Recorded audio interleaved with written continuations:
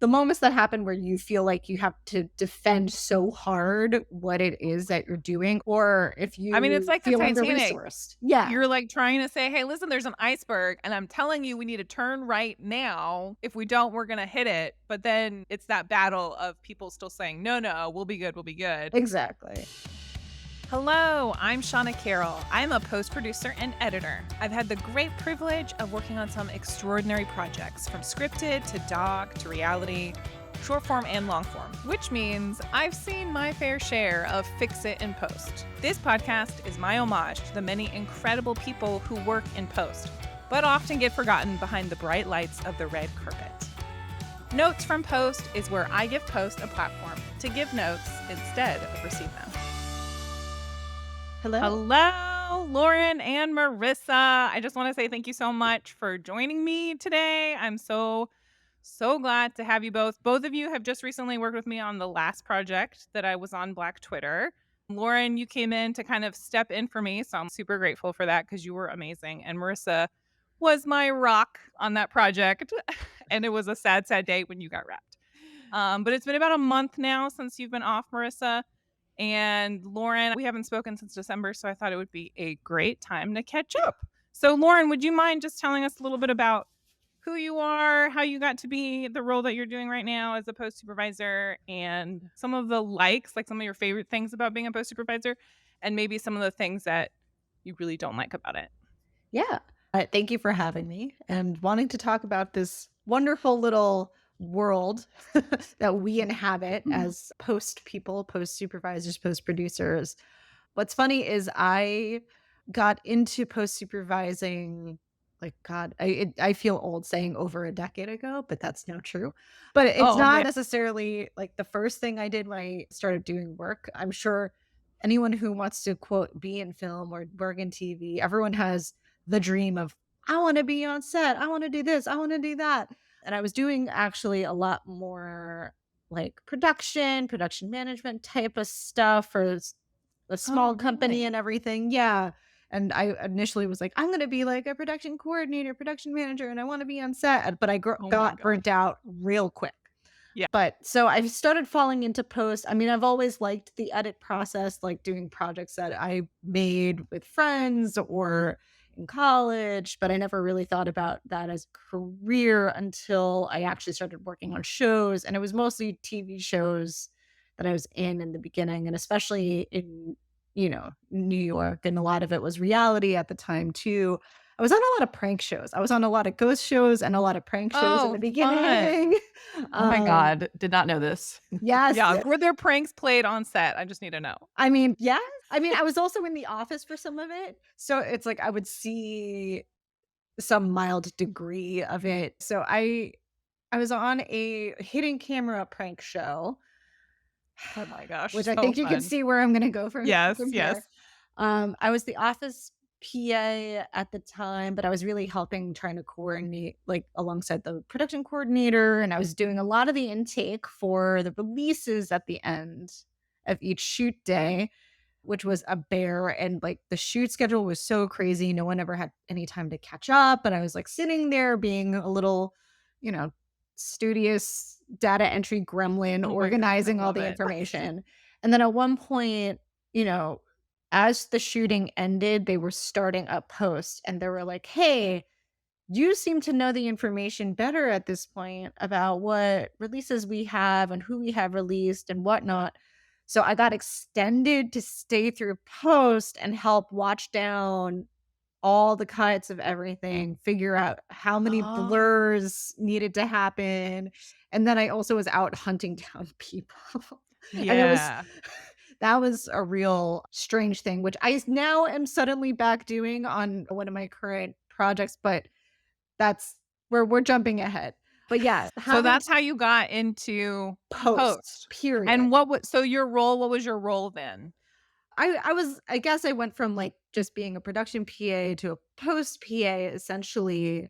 And then I got wound up doing all the deliverables. So I sort of had like a very big Oh, crash man. course on like these are the things that happen in post real Oh, fast. Yeah. I'm Uh, gonna have a whole episode just on deliverables. oh my gosh. It could either be the most invigorating or the most boring episode. Yeah. But yeah, so I wound up being in post, doing all the deliverables, even for things that it wasn't necessarily handling. And I sort of realized I kind of liked the process. I got in friendly with the post staff and, because I'd be sitting there watching stuff, I started having more conversations with the producers and the editors and the post supervisor at the time. And so that Oh, got me dude, that's so awesome. So really you took, like, interested. full advantage of that, being able to, like, ask all the questions and learn. Participate. Yeah, and Yeah. participate. And I really look fondly at that experience too, because of course they wanted to make sure someone had eyes on all of the blurs. And this happened for 2 seasons and I like wound up fulfilling the role for both. I like also got my crash course of sitting in the color correct and the mix and being part of that like final delivery QC process all because of it. And I even had developed really good relationships with the EPs for the production company at the time. Like, I really looked at that as wow, this is a model of a production that really respects every position and understands all the work that needs to go into putting a show, even if no one wound up watching this show Oh that wound up my on gosh. Yeah, MTV at yeah. like 2 a.m. But yeah, I think that gave me like a really good window of hey, I think I like this kind of work better, especially if I'm burnt out by production. This is like a really good use of my organization skills and my detail skills and And I don't eventually have to also work creating crazy stuff. set hours. Exactly. I mean, at least the crazy hours onto being a delivery, but that's Right. still, I feel like working those long hours in an office is a little bit more comfortable than working crazy long hours on a set and, all the craziness that happens there. Yeah. So that was my entree in, and I think, since then I've been primarily only doing post and wound up doing shows for HBO. I worked at Vice for a while on the HBO series there, and I that was an opportunity where I got to, like, literally build the post-production workflow up, That's awesome. because, like, every season we kept adding more episodes and knowing that we needed to have a more robust system of, they're shooting at any given time, and we need to get edits done fast, and there's all these translations. I, like, had a whole day and night crew working and, getting that whole flow together, and then going through a whole system of QC and reviews and making sure every I was dotted and every T was crossed as like, to the best of our knowledge before we got into the online. So, Okay, so just yeah. hearing you talk, I can already hear, like, how much you love what you do. You sound like you're geeking out about, like, all the workflows and I think that's something that's so important to talk to because a lot of people don't understand exactly what we do, but we are just this mix of technical and creative, and workflows really are just fun for us. And so, talk to me a little bit about some of the things that you love about what you do as a post supervisor. Yeah, I love the team building of it, and I think part of it is both workflow for how to get things done and the problem solving there, but also really getting the best out of the people that you have around you. Like, I think the thing that I really That's got, huge. especially with Vice, and like I had to hire 6 AEs at any given time at the height of each shoot season because we just had so much going on, was really working closely with that team, knowing that they all have different aspirations and trying to push them to do more and exercise their skills and make sure that they're being used to every last possible, you know, thing that Yeah. they are capable of, and really doing a little bit of that mentoring, and then also like getting a good flow with editors and having good teamwork building with editors, whether it's they have to work together on the same episode or getting them to work more collaboratively Yes. with AEs. I feel like that's the part of it that I really Yes. that So can be the much. best and really fun, Yeah. and the good experiences versus the bad experiences, it's always about the people because you have to really be in the weeds together. So true. And Yeah. that's so much of what we do is bringing the best out of people in teams, right? Like Yes. we have to work with a vast variety of different people from different backgrounds and all of their different personalities and then help everyone mesh together. Oh, yeah, yeah, and I think that's it too, is, like, I feel like people don't recognize even though a lot of the job is technical, and I've had a lot of jobs that are, like, lean on the more technical, logistical end of it, I feel like you can absorb and learn the most from what we do because you have to know a little bit about everything in order to make Yeah. things work. Like, you have to be there for conversations before people go on shoots and make sure, you know, people aren't making silly mistakes or making silly decisions about, Yeah. how And they're raising the flags. shooting. Yeah. Yeah. And then you also have to know a little bit, like, again, depending on the show, and especially because I mostly work in unscripted and really in doc, especially when you're dealing with archival, like, you really have to be a little bit aware of what the ins and outs of the archival process is, and then you have to be a little bit knowledgeable about the legal end of things, Yeah. and also the graphic end of things. Even if you can't do all these things, you have to have some real understanding of what each of those processes take Yeah, because they all affect you. because ultimately you are responsible for getting every single one of those pieces out the door. So you have to know if the archival producer isn't doing what they need to do, or if the graphics person is falling short, or if the editor is if they're stuck and they're not able to like push through, like how are you going to help switch the puzzle around in order to make it work?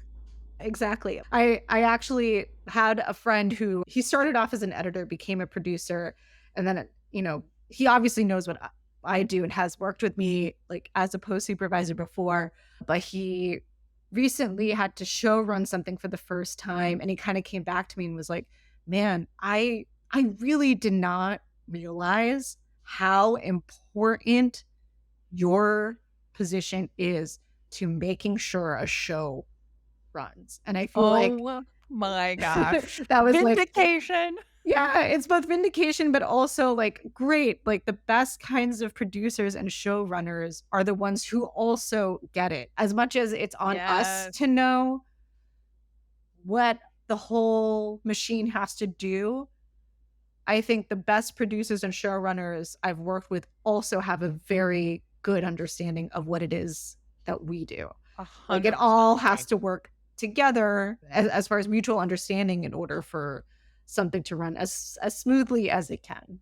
Absolutely. Okay, so tell me what you don't like about being a post supervisor. What is the thing that you dislike the most? I guess I would say, and I think this was especially true earlier on, where I feel like the job description was a little bit more, or at least on the shows that I worked on, the expectation was a lot more technical and logistical. And so as far as, having a little bit more wiggle to be a little more creative, which was something that an itch I've wanted to scratch, for a long time. I Yeah. think that's the hard part, is when it you are just cornered to only doing a specific thing. And that was hard. And I guess I was also younger and more idealistic at the time. But now it feels like, you know, I think a lot of expectations in the industry have changed to some degree. And I think I've also positioned myself to say, hey, I can do more creative work. And so, I mean, actually, now I sort of teeter between straight producing and post producing. So I guess I do get my fulfillment there. So when I do get jobs that's just, hey, all you have to do is deliver, to my mind, I'm like, great. That's I am happy with doing literally that. No problem at all. So yeah, I would say that was probably the hardest part. And I think also, again, just dealing with parts of the process where it's clear that someone doesn't actually understand Yeah. what what it takes to do a thing, and then having to combat that and having to and those It's moments like an happen. uphill battle. Yeah. Yeah, yeah. The moments that happen where you feel like you have to defend so hard what it is that you're doing, or why the logic of whatever is Yes. happening. I think that's when it can, it can get hard, or if I mean, it's you like the feel under Titanic. resourced. Yeah, You're, like, trying to say, "Hey, listen, there's an iceberg, and I'm telling you we need to turn right now. If we don't, we're gonna hit it." But then it's that battle of people still saying, "No, no, we'll be good, we'll be good." exactly. Yeah. Or just like, "Oh, it's not that big a deal," or, "Oh, we'll just deal with it when we get there," and, that I like to That try to is the be thing I hate preventative. the most. Yeah, exactly. I hate the most about post is that Yeah. I'm such a preventative worker, like, I wanna figure things out before it's a problem, and post just it's so much fix it and post on so much, "Well, we'll figure it out when it's actually an issue." Marissa, what were Uh, you gonna say? well, yeah, and then the person figuring it out is probably you. Yes. Yeah. And You're the one full like circle. Yep. Yeah. The worst. Okay, so Marissa, tell me about you. Tell me about how you got to be in this industry and where you got your start out and like what you're currently doing and what your current role is. Yeah, totally. Yeah, it was so fun to hear Lauren too, Yeah. because, I have worked with Lauren in the past, but did not know some of these things about her. And yeah, just it's fun noticing some similarities. I got my first PA job on like a clip show right out of college. I went to school in New York. And so I already knew one of my fellow classmates had been a PA at this company and they needed extra help. So I sort of just like jumped on. It was like a 2-week gig. And then from there, as with freelance, just sort of was recommended on other jobs, landed at a smaller production company. And really, in those sort of small environments, you end up wearing a lot of hats and trying on a lot of different roles. And similar to Lauren, I started out in production as a PA and then as an AP, doing a little bit of producing, and then quickly realized that I was on my way to burning out early on Yeah. in my career just with the scheduling and there are a lot of, like, fun things like travel, but then you're also, like, in a really cool place, like, working and not really getting to see the place that you're traveling Yeah. to, and so it's not. And then you realize like, "Oh, this is like every day for the rest of my career." Like it's fun for a small Yeah. amount of time. Yeah, it's like hotels don't really have the glamour anymore. Yeah. After a while, you're like, "Oh, I just wanna be home in my bed," and then, like, yeah, you kinda realize, like, yeah, this is a lot, and, yeah, so I think, because it was a smaller company, I was able to try out other roles, like, as production wrapped, I would move more into, like, a post position, and, yeah, there's a lot of, like, very influential people in my career who have worked in post and, like, were willing to, like, teach me. I started doing assistant editor work, which was really amazing, really loved the technical aspect of that, and it was so informative I love about that. yeah, just like the whole, I mean, post is, often the majority of it is centered around the edit itself, so, like, getting to know the work in that way, being somebody who helped Yeah. prep footage and cleaned And up that feels like timelines. it informs the way that you build workflows as well.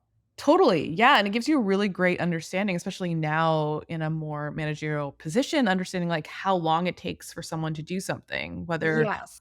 like it's an AE or an editor, like, is this a reasonable request? Yeah, Can and you they can call actually do bullshit this? really quickly. That too, if you're like, I don't know if it should take that long to upload that thing. But yeah, just I think having worn a lot of hats and just like hearing that Lauren did too, really, like, I'm like, right, like, Lauren is so good at what she does now, I think because she's done all these things in the past and knows about, like, the importance of blurring and the importance of releases and maybe things that she's not as hands-on Yeah. now, but, like, knowing how those things work and, like, why they matter later on in the process. For example, like, maybe you don't want to have a ton of blurs later on, or you can explain to somebody an exact, like, why you do have to blur that person and why legal requires it, all coming from, like, this initial experience Yeah.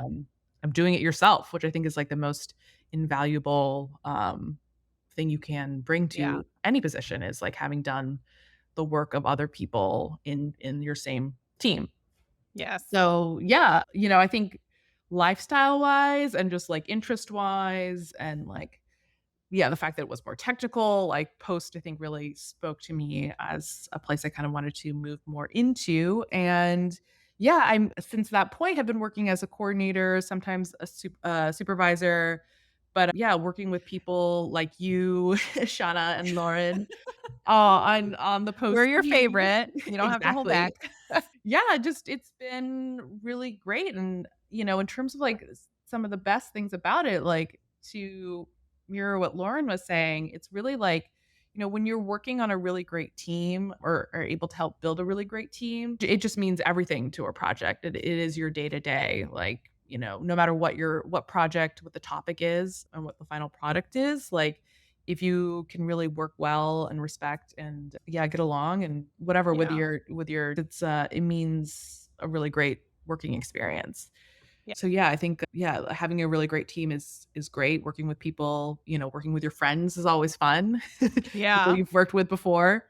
But yeah, I think everybody, who works in post at a certain, you know, workflow managerial role enjoys like a well-run machine, a Yeah. well-run workflow. Absolutely. So, like, getting to, like, get all those, like, pieces working, having it run smoothly is very satisfying and, making sure everybody's happy and doing well and, Yeah. learning on a project. I think, like, when all those pieces are working together, it's a really And great then yeah, and then experience. on the flip side, it is so miserable when everything is, like, falling apart and no one's listening to you or taking the advice. I don't know, Shauna, that sounds lovely. I will say though, if you are working with your friends or people you have fun with, like, even those times are manageable because you're just like, you're in it Yeah. together and you're trying to get through it and you Oh have my gosh, people yeah. that have your Well, back and all right, let's do a little side quest real quick. So, just talking about this specific topic, there were some really hard days in post on Black Twitter, and I just wanna say, like, you helped me get through it because some days, like, I would just be crying, and then I'd just get on the phone with you, and, like, we would just shoot the breeze for 10, 15 minutes, and it would that's just all help you me need realize. sometimes. We definitely needed that. Yeah. On the short time that I was there, I was like, "Well, at least I we're will say, trying to Shauna, make the best out of a crappy situation." There's just exactly. a lot of feeling pressed in, I would say. Yes, yeah, yeah. Yeah. But, I like, Shauna, mean you're the queen of sending gifts, like, in, like, the most appropriate, Those that is the definitely my moments. shtick, right? Like, if I wanna walk away from every project with people knowing, like, "Oh, if I want a good laugh, I have to have Shauna on my team." That's Yes, important. it is so Yeah. important, no We matter take the our like, topic. people in this industry can take themselves way too seriously, and it's just like, Yeah. "Listen, bottom line is we are making television. This is not life or death." I know. I mean, I think that was also a realization in my youth I had to come through and come across when things got hard, and especially when this job gets hard. Because you're like, Yes. "Oh, okay, everyone's going to act like this is The this end of the world. intense Yep. world-ending apocalyptic emergency," but it's not. It's just It's yeah. hard and it's sucky, and, you probably pulled a few all-nighters or whatever, and you're tired, but it's fine. Like, you are going to be fine no matter the outcome at the Yeah, end. It's exactly. just It's so true. me. A lot Yeah. of really, important life lessons learned Yeah. Yes. through It's this so whole true. process, for sure. Okay, so Marissa, you go back and forth between being a post supervisor and a post coordinator. I think, you know, I think it helps not to have it too much of an ego. I mean, personally I about love that. Yeah. about work. Yeah, I find that depending on the project and the role, what you're responsible for can kind of like blend between the two. Whether, like sometimes you're a supervisor with no coordinator on a project. And sometimes you're a coordinator with a like really competent and great supervisor. And it's a really rewarding experience to like work with people who really know what they're doing and like have a vision for the way that that post should be run and that you can help sort of like see that through and like lend your expertise to that role and then maybe take on more because you've had experience in that role as well. But yeah, just sort of being open. I think like not being sort of stuck on the title and also knowing that every project brings something different and, I love prioritizing that. working with a really great team, and really great Yeah, and people is important. I think that it's true that every project you learn something new at. Every project is slightly different, and so you do have to kind of be slightly flexible. Which I think is like, as you get more experience, you can spot all those things and Yeah. figure, build from the ground up, like what this, show is gonna look like in post, knowing all those pieces. And yeah, I think it's like trying to make a good judgment call for like both like my career and also like what will my working experience be like on this project. I love that. Yeah, I feel like I've seen jobs come across my way too, and, like, in the same vein as you're talking about, Marissa, like, the most important question I ask with every job I'm considering is, "So what's the team like?" Because that gives me the gauge of, Oh, "Okay, how much work am I really doing here?" yeah. Y Since everything does fall into post's lap, you Yep. have to know what you're gonna be prepared for since you are literally the last hands and eyes. Such a good point. And recently, I would say within the last year and a half, whenever I'm doing interviews, I've switched the narrative in my mind so it's not like, "Oh, they're interviewing me." No, I'm interviewing them whether or not I wanna take the job, because there is so much weight of what we have to do in post that knowing number 1, like, all of those red flags ahead of time is really helpful, and being able to, like, ask. So I have, and I don't know, I maybe we'll just do a whole episode about this, but I have certain questions that I always ask in every interview to make sure, number 1, they know what they're talking about. They're not totally new. And number 2, there aren't any major red flags that would make me just want to say no. For example, when someone says, "Oh, it's a part-time job." Like, that immediately is a red flag for me because, yeah, I can understand that some post supervisors will take 2 to 3 features on at once because, like, posts can last a little bit longer and you can kind of handle that bandwidth across multiple jobs, but it depends. It just Yes. depends. Yeah. I feel like that's actually a really important distinction that you're bringing up just because I have shifted from doing primarily only TV to now doing a mix of both. And that has been the juggle and the struggle for me too is what are the jobs that I can take?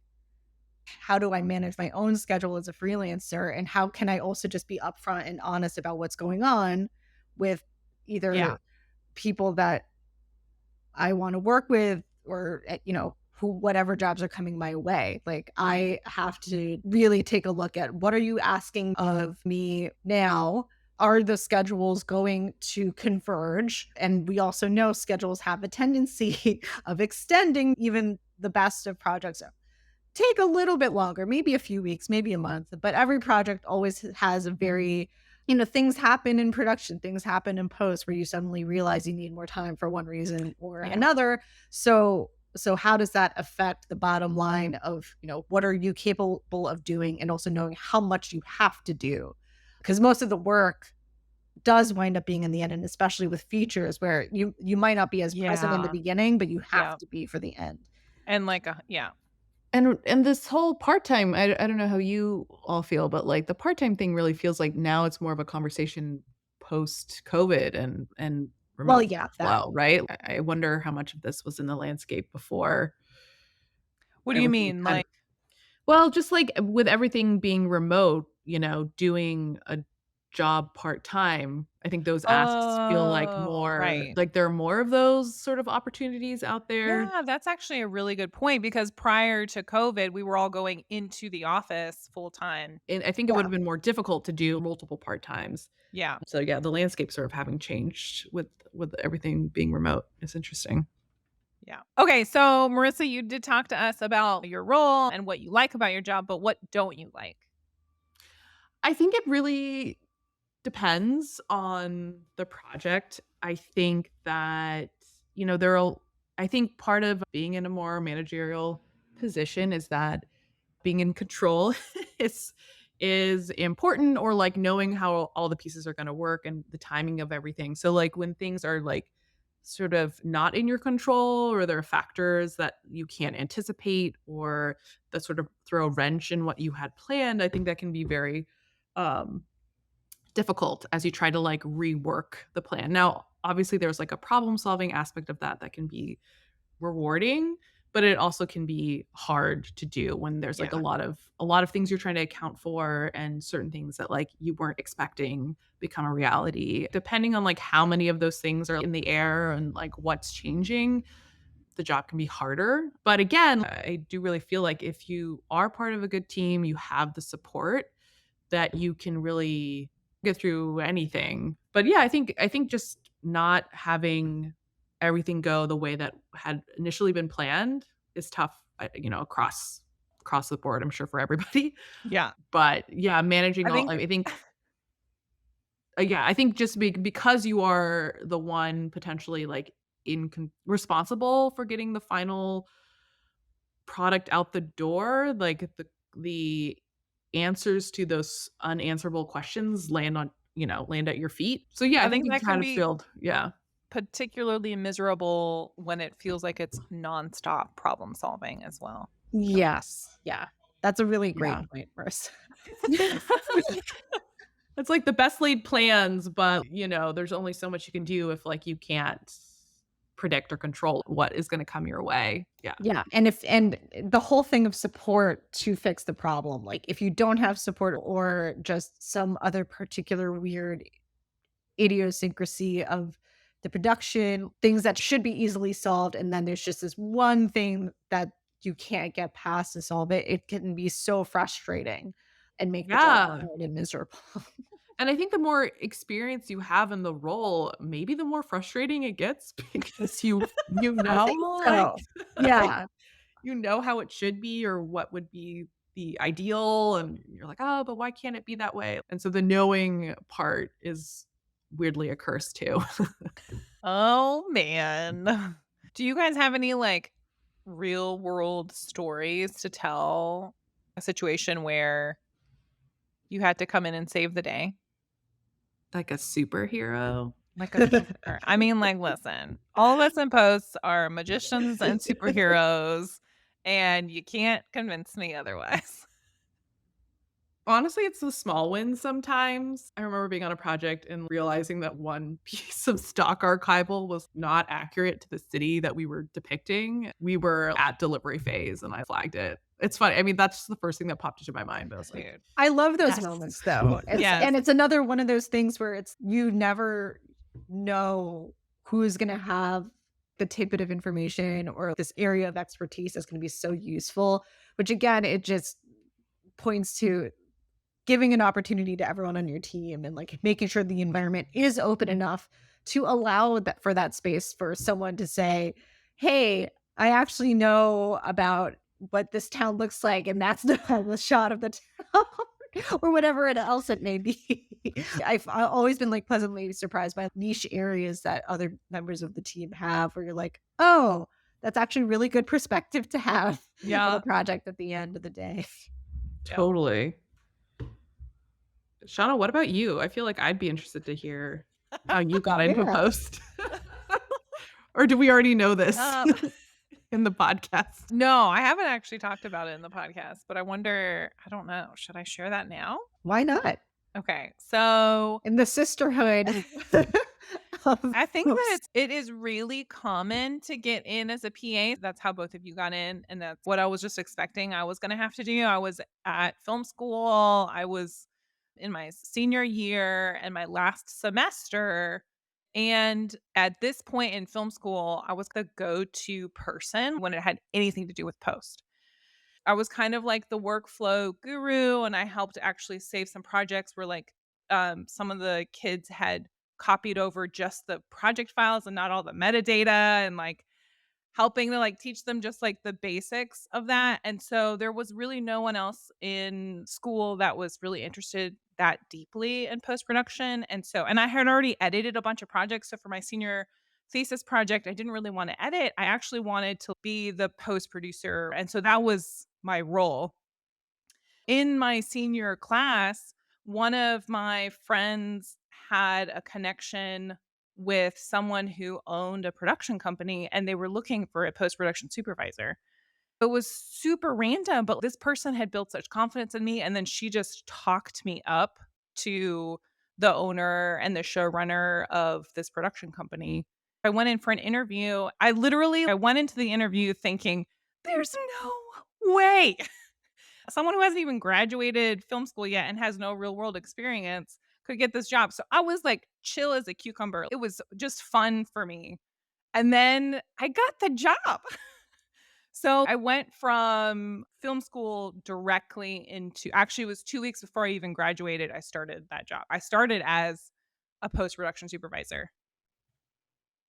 That's insane. Yeah.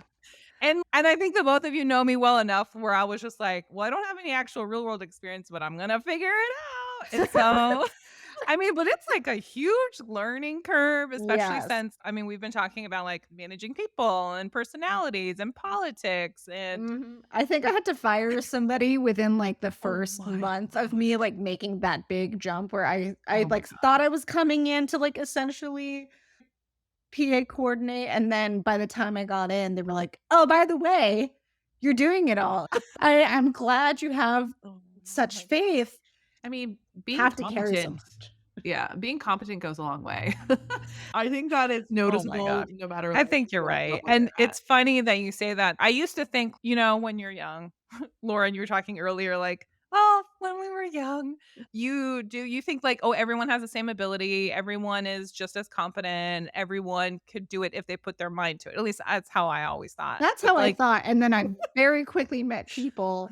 I definitely had to, like, work next to someone, oh gosh, where I looked at him and I was like, "How why how? How have you like, done this longer than me? And I am schooling you." And, like, granted, everyone is you're always open to learn new things, but I was like, "This is literally something in your job that you're supposed to have known. Like, how are you not aware of this thing?" It was just so bizarre. It but was I mean, like, it literally certainly gives me some job confidence because yeah. if they're not firing these people, it's like, well, I can mess up quite a few times and still be fine. Yes, yeah. I like that your story started with, "And then I met people." And and then and I think my story is, it's a couple things. It's about who you know, and also knowing yourself, knowing who you are will then help other people know, "Oh, this is a really good fit for this project," and that'll then help get you into projects that are the best for you and that you can bring the most to. Absolutely. And, like, going back to it's all about who you know is that's it. So building relationships and meaningful relationships, not like what can I get out of it, but actually like taking the time to build a relationship, even if it's a really hard show, is important. Yeah, it's like the only way to get through it is, Yeah. we're all still people.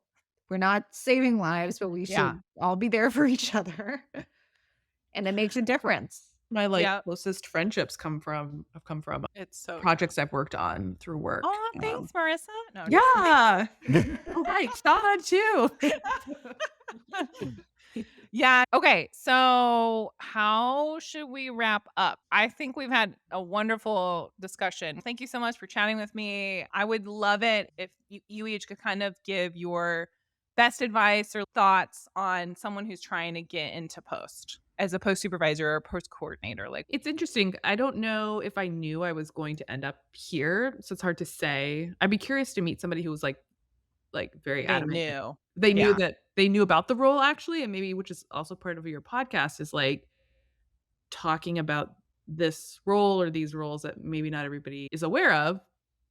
But I think no experience is wasted in production or post early on in your career because it all ends up helping you wherever you end up, only insofar as the fact that you know what that role is and you know why it's important, and you'll be able to speak to that later on from a place of real experience. And I think that's something that not everybody has as you move up, but is a real asset. So, I mean, there's so many That's different yeah, I mean, there's so many different roles in production and post that, like, I feel like early on it's maybe worth it to try a bunch of different ones if you have the opportunity to see what lends more to your goals and personality, but knowing that every role is worthwhile because it'll help you. later on. That's a really good. Yeah, I mean, I guess to piggyback off of it, I also did not know about or have an expectation that I would do post coordinating, post supervising work. And, I feel like as you're trying stuff out, you want to find something that suits you and then something that you can, feel proud of at the end of the day. We're fortunate enough to be in this industry because we have that desire for creativity and we have that creative bug and we want it to be fun. There's probably a number of other jobs that we could have chosen to do anyway that aren't necessarily as quote fun or fulfilling in that way. So I think it's, as Marissa said, it's worth trying out all these things. You never know what to expect when you do fall into these roles. I think clearly we each kind of fell into this in a sort of happenstance way that we didn't expect. And I feel grateful to have had the experience. You never know when someone else is also just sort of interested in it too. I've had like a couple people actually come to me and say like, "Hey, I'm actually kind of interested in doing this work."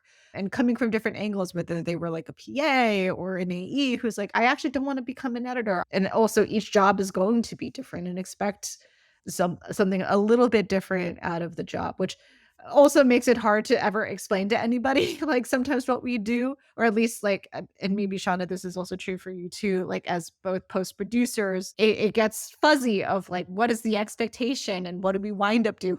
Yeah. But it's worth keeping an open mind because you never know what you're gonna find. That's awesome. Well, thank you, Marissa and Lauren. I hope that this is the first of many episodes that we get to spend together. I'm so grateful to both of you, and I'm really grateful that I've had the chance to work with you. Yeah.